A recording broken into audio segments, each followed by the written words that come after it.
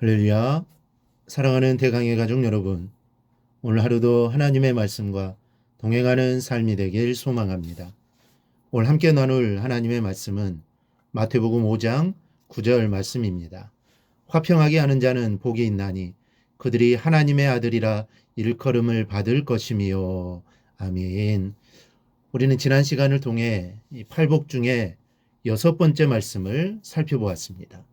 마음이 청결한 자는 복이 있나니 그들이 하나님을 볼 것이며, 이 마음이 청결하다는 것은 우리의 마음을 다른 데 두지 않고 오직 하나님께로만 향하는 것입니다. 그런 자에게 하나님은 자신을 보여주시는 것입니다. 오늘은 화평하게 하는 자는 복이 있나니 그들이 하나님의 아들이라 일컬음을 받을 것이요, 팔복 중에 7번째의 복에 관한 말씀입니다. 우리가 하나님의 아들로 불린다는 것은 이건 참으로 큰 복 중의 복입니다. 그런데 주님은 화평케 하는 자가 이러한 복을 받을 것이라고 말씀하고 있습니다. 그렇다면 화평케 하는 자가 이렇게 복된 이유가 무엇입니까? 그것은 화평케 하는 일이 예수 그리스도의 사역의 중심이기 때문입니다. 그런데 이것은 역으로 예수님이 오기 전까지는 이 세상에 화평이 없었다는 말이 됩니다.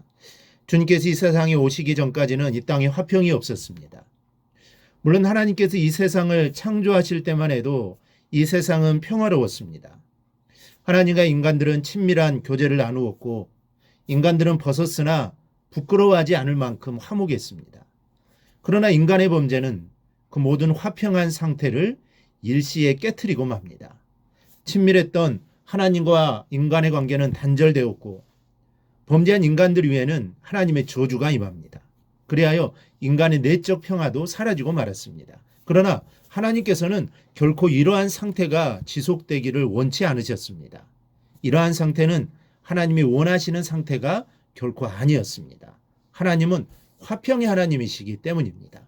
그래 하나님께서는 다시 화평케 되는 방법을 모색하셨으니 바로 당신의 독생자로서 무지하신 그리스도 예수로 하여금 죄인들을 대신하여 죽게 하심으로써 죄의 문제를 해결하는 것이었습니다.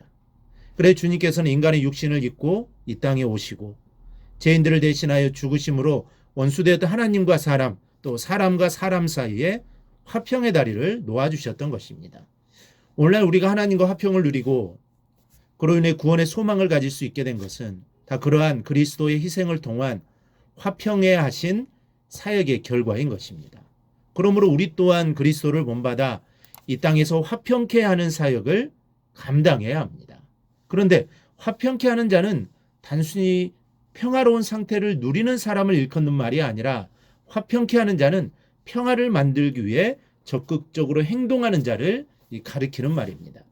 원래 평화라는 의미를 가진 가장 적절하게 표현해주는 히브리어 샬롬은 인간과 모든 살아있는 생명이 살기에 조금도 부족함이 없는 상태, 곧 화해, 통일, 구원, 건강, 축복, 번영, 안정, 안전이 동시에 충족되는 상태를 의미합니다.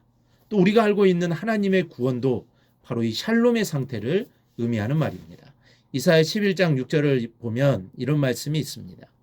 그때 이리가 어린 양과 함께 살며 표범이 어린 염소와 함께 누우며 송아지와 어린 사자와 살찐 짐승이 함께 있어 어린 아이에게 끌리며, 이 샬롬의 세계를 묘사한 말씀인데, 인간과 인간의 관계는 물론이고 인간과 동물까지도 서로 해를 입히지 않고 평화롭게 공존하는 시대가 도래할 것을 기대하는 선지자의 예언입니다. 예수님께서는 하나님의 평화를 회복시키기 위해서 오신 분입니다. 샬롬의 상태를 회복시키기 위해 평화의 왕으로 오셨습니다. 따라서 예수님과 함께 하나님의 샬롬, 즉 곧 하나님의 나라는 이미 시작된 것입니다. 비록 미래에 다시 오실 예수님과 함께 완전하게 이루어질 나라이긴 하지만 이미 시작되었습니다.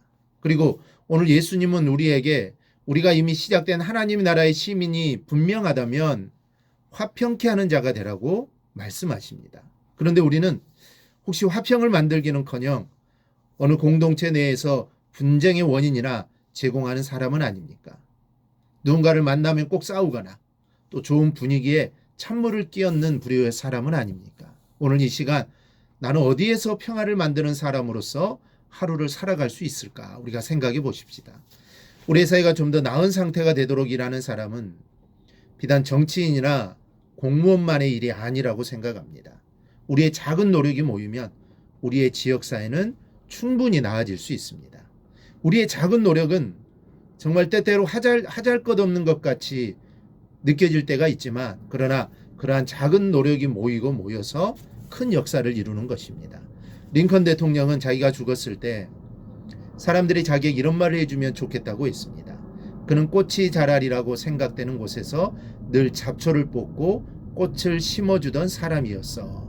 링컨은 세상을 조금이라도 더 좋게 만들기 위해서는 누군가의 노력이 있어야 한다는 것을 알았고 또 몸소 실천하는 사람이었습니다.